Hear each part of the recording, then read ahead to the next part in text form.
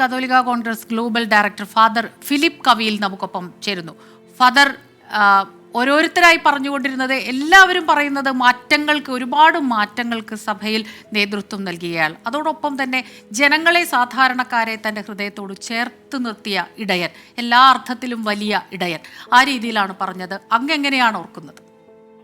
തീർച്ചയായും ഫ്രാൻസിസ് മാർപ്പാപ്പയെ കുറിച്ച് ഓർക്കുമ്പോൾ ഒത്തിരിയേറെ കാര്യങ്ങൾ നമ്മുടെ മനസ്സിലേക്ക് വരും. എന്റെ മനസ്സിലേക്ക് കടന്ന ഏറ്റവും വലിയ കാര്യം എന്ന് പറയുന്നത്, ഇത്ര വലിയ ഉന്നതമായ ഒരു സ്ഥാനത്തിരുന്നിട്ടും ഏറ്റവും എളിയവനായി താഴേക്കടയിലേക്ക് ഇറങ്ങി വന്ന വ്യക്തിയായിരുന്നു.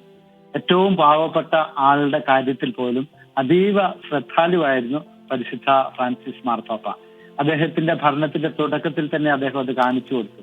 ഒന്നാമത്തെ കാര്യം, അദ്ദേഹം വത്തിക്കാൻ കൊട്ടാരത്തിൽ താമസിക്കുന്നതിന് പകരം സാധാരണക്കാരായ ആളുകൾ വന്ന് അവിടെ സന്ദർശകർ താമസിക്കുന്ന സ്ഥലത്ത് വന്ന് താമസിക്കാൻ സന്നദ്ധനായി. ഭക്ഷണം കഴിക്കുമ്പോൾ വത്തിക്കാന്റെ അരമനയിലിരുന്ന് ഭക്ഷണം കഴിക്കാതെ മറ്റുള്ളവർ ഭക്ഷണം കഴിക്കുന്നിടത്ത് ക്യൂ നിന്ന് ആരാലും സേവിക്കപ്പെടാതെ തന്നെത്താനെ ഭക്ഷണം എടുത്ത് മറ്റുള്ളവരെ പോലെ തന്നെ പ്രവർത്തിക്കാൻ അദ്ദേഹം മാതൃക കാട്ടി. അദ്ദേഹത്തിന്റെ ഒരു വീക്ഷണത്തിന്റെ പ്രതിഫലനമായിരുന്നു അത്. മനുഷ്യരെ സ്നേഹിക്കുന്നതിൽ മറ്റാരെയേക്കാൾ മുന്നിട്ട് നിന്ന വ്യക്തിയാണ് അദ്ദേഹം.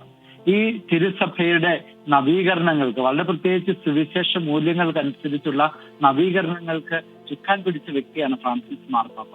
അദ്ദേഹത്തിന്റെ ഏറ്റവും പ്രധാനപ്പെട്ട കാര്യങ്ങളിൽ ഒന്ന് അധികാരത്തെ കുറിച്ചുള്ള കാഴ്ചപ്പാടായിരുന്നു. അധികാരം സേവനത്തിന് വേണ്ടിയാണ്, അധികാരം ശുശ്രൂഷിക്കപ്പെടുവാനാണ്, അല്ല ശുശ്രൂഷിക്കുവാനാണ് എന്നുള്ള വലിയ സത്യം അദ്ദേഹം ജീവിതത്തിൽ പ്രാവർത്തികമാക്കി. മറ്റുള്ളവരെ കേൾക്കാൻ അദ്ദേഹം സന്നദ്ധത പ്രകടിപ്പിച്ചു. ഈ അടുത്ത കാലത്ത് അദ്ദേഹം വിളിച്ചു കൂട്ടിയ മെത്രാന്മാരുടെയും മറ്റ് പ്രധാനപ്പെട്ട ആളുകളുടെയും സിനഡില് അദ്ദേഹം ഈ കാര്യം കൃത്യമായിട്ട് പറഞ്ഞു. മറ്റുള്ളവരെ കേൾക്കണം, മറ്റുള്ളവരെ കേട്ടിട്ട് വേണം നമ്മളൊരു അഭിപ്രായം പറയുവാൻ. ഇന്നത്തെ ലോകത്തിൽ മനുഷ്യർക്ക് പരസ്പരം കേൾക്കുവാൻ സമയമില്ല. അങ്ങനെ ഒരു ആധുനിക കാലഘട്ടത്തില് കേൾവിക്കാരാകുവാൻ എന്ന് പറഞ്ഞാൽ അന്യനെ ശ്രദ്ധിക്കുവാൻ, അവന്റെ പരാധീനതകൾക്ക് സമയം കൊടുക്കുവാൻ, കാരുണ്യം കാണിക്കുവാൻ സന്നദ്ധനായ വലിയ മനുഷ്യസ്നേഹിയായിരുന്നു ഫ്രാൻസിസ് പാപ്പ. നന്ദി ഫാദർ. ഫാദർ ഫിലിപ്പ് കവിയിലാണ് ഇപ്പോൾ മാർപ്പാപ്പയെക്കുറിച്ചുള്ള വാക്കുകൾ ഓർത്തെടുത്തത്. അദ്ദേഹം പറഞ്ഞ ഏറ്റവും പ്രധാനപ്പെട്ട ഒരു കാര്യം, ശുശ്രൂഷിക്കപ്പെടാനല്ല, ശുശ്രൂഷ ചെയ്യാനാണ് ഈ അവസരം അദ്ദേഹം ഉപയോഗിച്ചത്.